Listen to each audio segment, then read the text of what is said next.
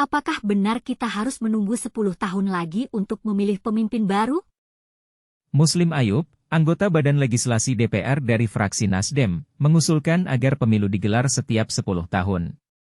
Namun, Mardani Alisera, anggota DPR RI dari fraksi PKS, tidak setuju dengan usulan tersebut. Menurutnya, akar masalahnya bukan pada waktu, tapi pada kualitas pemilu itu sendiri. Elit politik harus membangun sistem yang baik. Mereka harus menjalankan fungsi partai untuk menghasilkan politikus yang berkualitas, kata Mardani. Dia juga menambahkan bahwa partai harus membangun budaya merit system, sehingga hanya orang-orang yang kapabel yang dapat membantu daerah maju dan berkembang. Sementara itu, Deputi Bapilu DPP Partai Demokrat, Kamhar Lakumani, mengingatkan bahwa kekuasaan harus dibatasi. Pernyataan ini patut disayangkan.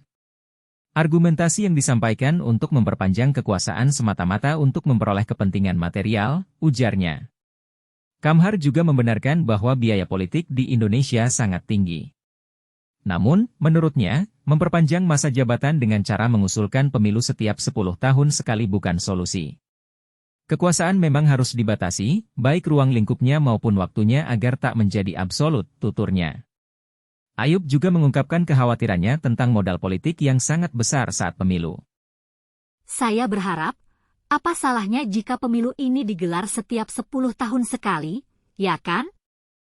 Karena untuk 5 tahun ini, pimpinan, kita ini 2025, 2026 itu udah dekat, 2027 itu kita udah mulai pemilu lagi, ujarnya. Dia juga mempertanyakan mengapa kita harus menghabiskan uang sebanyak Rp20 miliar ke atas untuk pemilu. Mohon maaf, rata-rata kita bukan sedikit menghabiskan uang, imbuhnya. Sementara itu, di lain pihak, kita juga melihat perempuan-perempuan yang berprestasi di Kabinet Merah Putih. Salah satu di antaranya adalah Sri Mulyani, yang kembali ditunjuk sebagai Menteri Keuangan RI. Dia memiliki pengalaman sebagai Managing Director World Bank dan telah mendapat gelar kehormatan honoris causa Doctor of Laws dari Australian National University.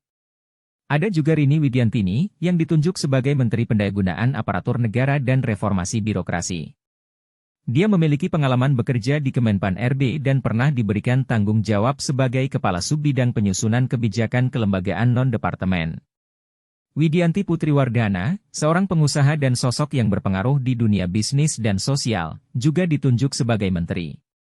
Dia pernah menjabat sebagai Direktur PT Teladan Prima Agro dan memiliki gelar Bachelor of Science di bidang administrasi bisnis dari Pepperdine University.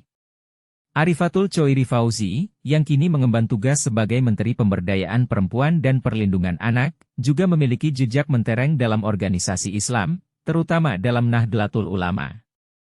Dan Mutia Fiada Hafid, yang menjadi perempuan pertama yang berperan sebagai Menteri Komunikasi dan Informatika, juga memiliki pengalaman sebagai pembawa acara berita di Metro TV.